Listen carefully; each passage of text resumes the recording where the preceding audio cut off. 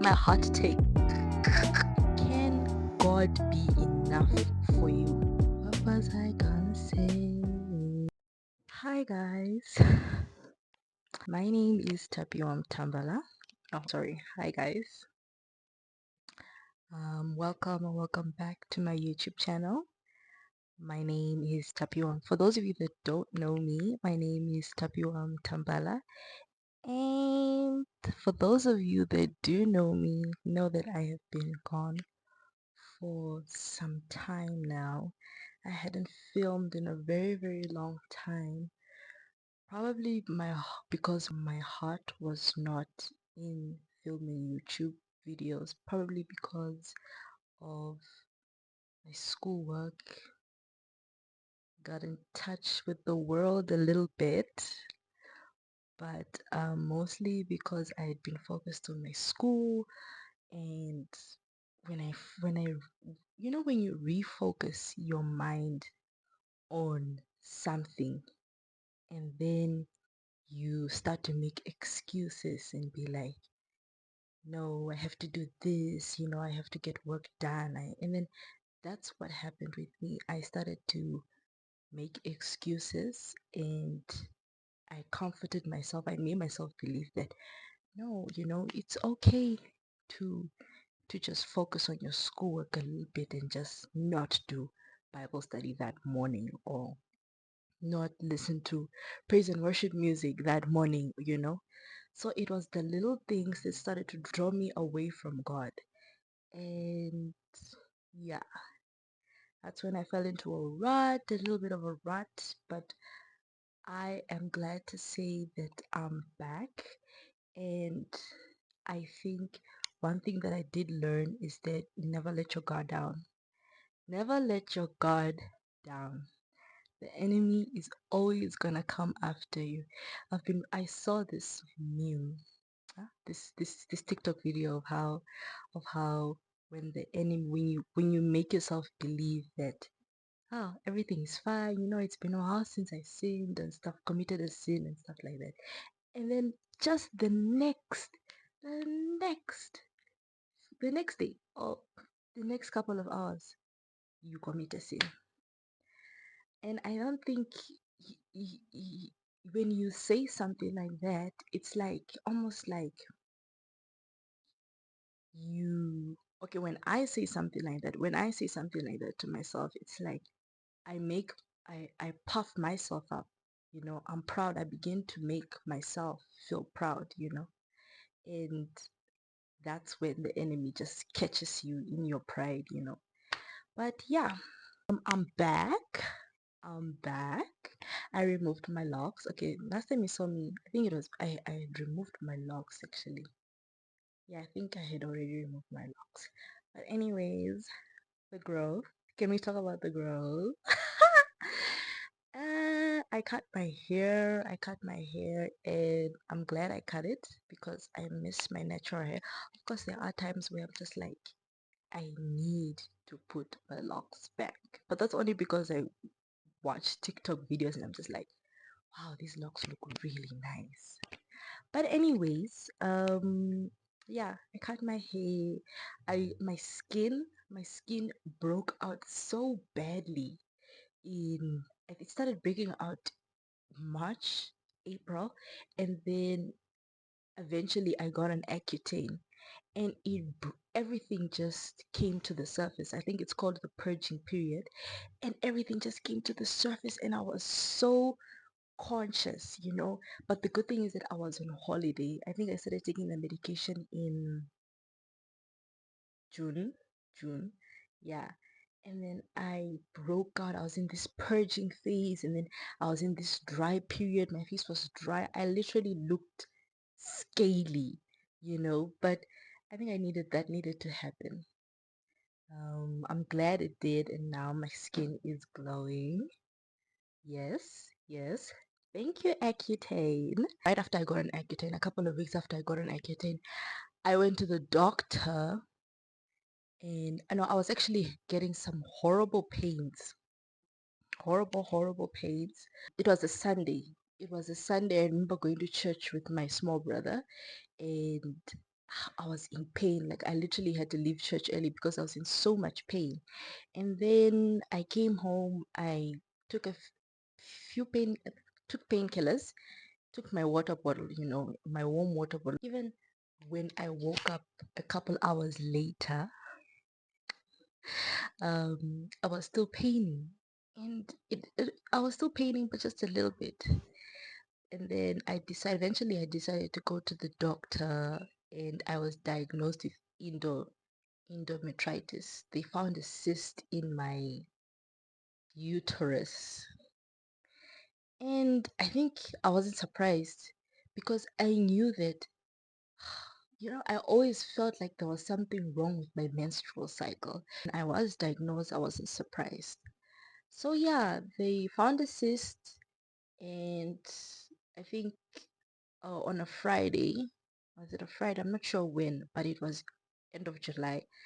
They removed the cyst, and I was in the hospital for a couple of days. And it's so funny. During that period, because it was holiday time. So during that period, I was planning to get my driver's license. Yeah, planning to get my driver's license. Get my learner's license, and then get my driver's license. And then this happened. I'm just like, okay.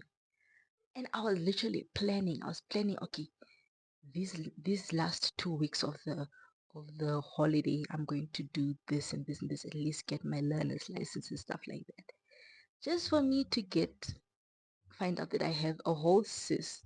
They managed to remove it safely, and yeah, um, I want to thank my aunt and my mom, my dad, for keeping me in their prayers. Because you never know what's gonna happen you're on when you're getting surgery. Anything can happen. So I'm really grateful that I had people in my corner praying for me. Um, and by God's grace, I got out of surgery safe. And yeah, I think it's very important to have people in your corner, friends, family. And I think it's important to stay close to those people that you really treasure, whom you really value. But obviously, at some point, if there are some relationships where people just grow apart, and that's just it. And I, I've always known that. I've always known that, but I'm only coming to accept it this year. That people just grow apart. For some time it used to like bother me, like why are we growing apart? But it just needs to happen. When you're shifting, when you are moving, there are certain people that aren't going to move with you. There are certain people that are just gonna have to stay there because they helped you grow in that season. It's not only friends, but it's also people that you people that you never got along with, people that just generally annoyed you. And some people are going to people like that, people like that as well are also going to might have to stay longer in that season that you're in, even though you're asking God, why is this person in my life? Why can they just not be removed from my life? And I believe that each person that comes into your life, there is a reason that they come into your life. Some people, they stay longer and annoy annoy you a lot. They anger you. They make you question everything about yourself. But then but then they eventually teach you to how to love. They teach you how to be graceful. They teach you patience. But then, of course, there are other people, other relationships which generally just bring you joy and make you happier. they probably will stay with you in that season, but then eventually you have to let them go. I hope I'm making sense. I hope you're getting it. I hope you're clocking it. Clock it. Another thing that I learned this year is he had to bring out my ugly, he brought to the surface my ugly parts. And I realized, wow, Tapiwa, you are full of pride. Like, I'm I'm the only daughter, the oldest. I'm the oldest amongst my siblings and the only daughter. So generally, obviously, I'm going to want to do things myself, handle things myself, just feel like I have to carry everything or everyone on my shoulder, you know. And I think that it started to seep into other areas of my life where I felt like, no, if you're gonna walk out of my life, then fine, just walk out. I did not like correction. All I'm saying is that I had a lot of pride, and I probably still have a lot of pride. I most probably still, let me not say a lot, but I still have pride. But to be proud is the worst thing because it's the root of evil. And it's so funny because today I was writing down things that I struggled with this year.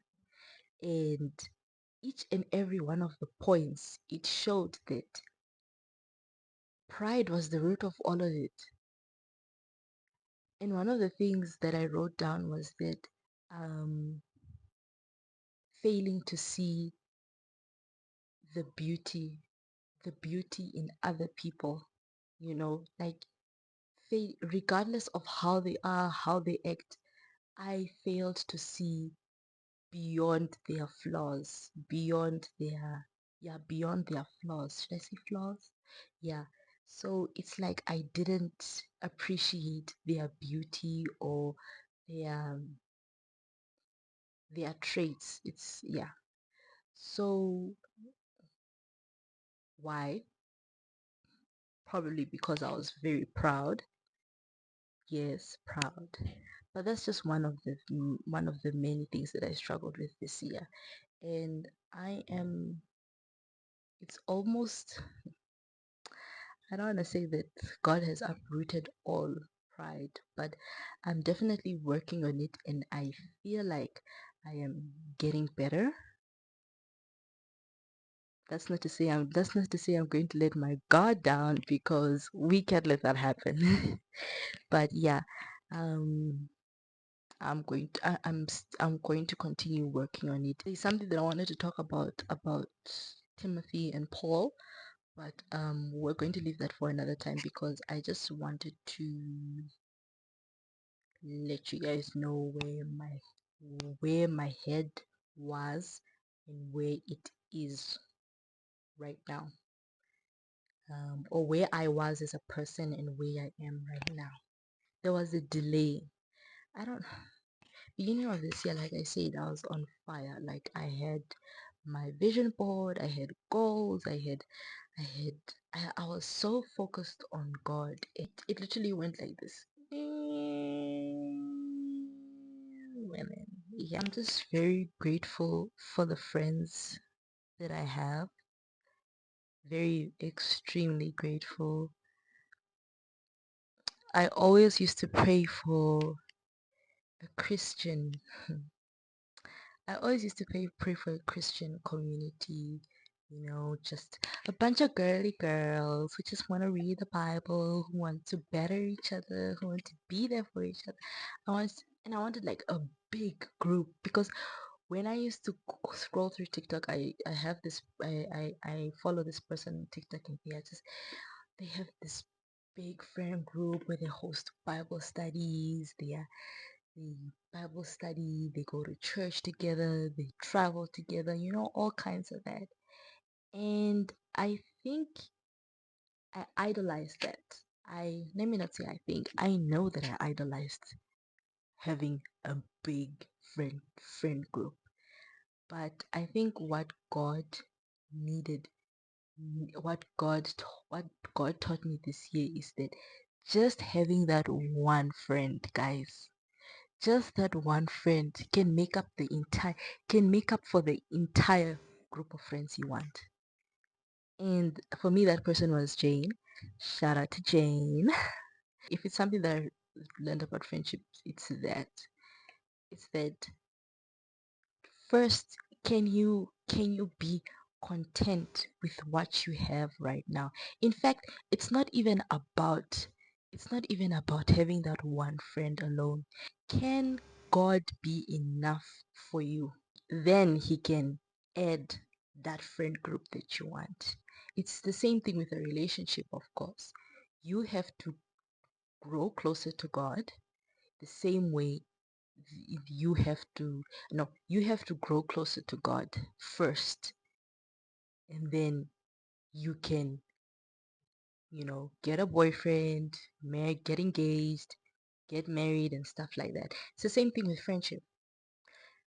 You can't you can't not be reading your Bible or like not be getting closer to God, and yet you want a big friend group. you know you first have to realize that God is enough for you. God is more than enough for you. God will always be enough. God will always be by your side no matter what.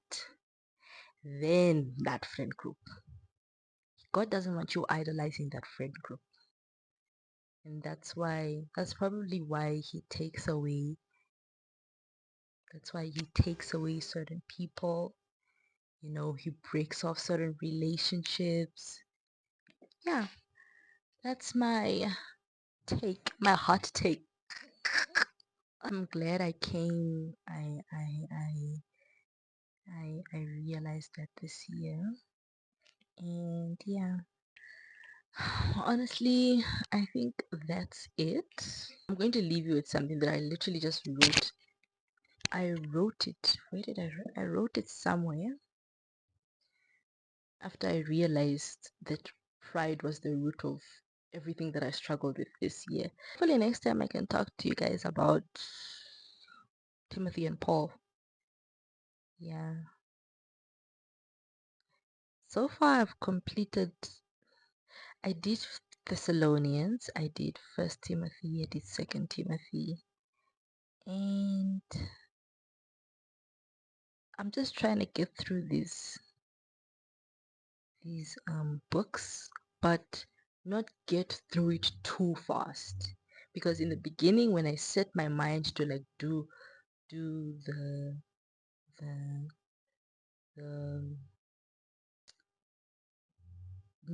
books of the New Testament, I'd initially wanted to just like, okay, read, finish, next chapter. Can we move on? And but that's not how it should be. Even if you catch one verse, if one verse catches, even if just one verse catches your attention, guys, look into it, read it, meditate on it every single moment. I think it's just important that you always, always, always allocate time for God. But I do think that prayer is what protects you. The grace of God, the mercy of God is what protects you. You don't protect yourself. God protects you. You are where you are because of God. No other reason. God is literally always just waiting for you to come to Him that morning or that evening. Imagine Him just sitting, yes, the dinner table in front of him, and it's exactly 9 o'clock or 7:30, 9 o'clock in the evening or 7:30 in the morning, and he's just sitting there waiting because he just wants your attention. He wants you to just look at him, and the moment that you just turn your head away, guys, just if you turn your head away from God, not reading your Bible, not meditating on His Word, that's when the enemy, he won't waste any time. He is quick with it. Let me tell you that he is quick with it. He will just capture you like this, and then you come back running to God again. Guys, guys, you come back running to God, and all that time that you spent doing whatever it is you were doing, you have delayed. But then, personally, I believe that there is a delay, but for a reason. There's a delay, but it's not impossible for God to get you on track, to get you back on track, and make you even do better or become better than you were before. There's a reason in that delay, you know. And he once you get back on track, he will make you an even better person, a better disciple, a better Christian, a better friend, a better daughter, a better son, better da da da whatever. That's my hot take. But yeah, that's what I believe. That's what I know. It's something that I just want to leave you guys with, basically on what I said about um about seeing the beauty in people.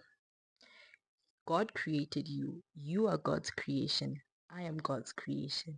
So if you can't see the beauty in people, how do you expect to see the beauty in God's creation?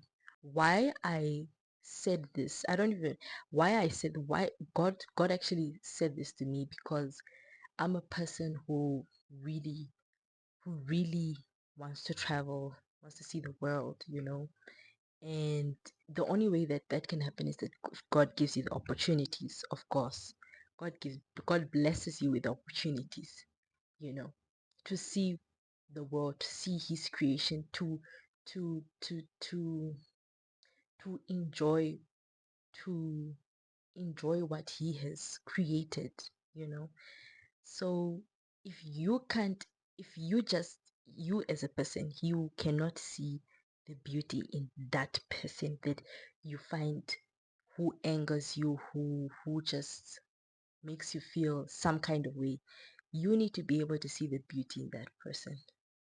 And if you can see that, and if you can move, if you can see that, then I'm sure that you can see God's, you can take pleasure in God's creation, which is all around us, honestly, all around us. Please, sometimes you just need to take a moment to just look at people and find the good in them. It's not find, but see the good in them, regardless of who they are or what they do. Lastly, another thing I wrote was, how do you expect God to give you opportunities to see his creation, which is basically the world? you know how do you expect him to give you these opportunities to travel around the world if you can't even see the beauty in where you are, in the people that you're surrounded, that you surround yourself with? you know I hope you guys understand where I'm getting where I'm going with this. But that's all I wanted to say, guys. Thank you so much. Thank you so much for watching this. Thank you so much for watching this video. For those of you that have watched me for the first time, please subscribe, and also just like, all of you. Matter of fact, all of you, please like, please share, and those of you that have not yet subscribed, please subscribe. I promise you will not regret it. Thank you so much for watching. Bye. Honestly, this feeling really drowning me like rain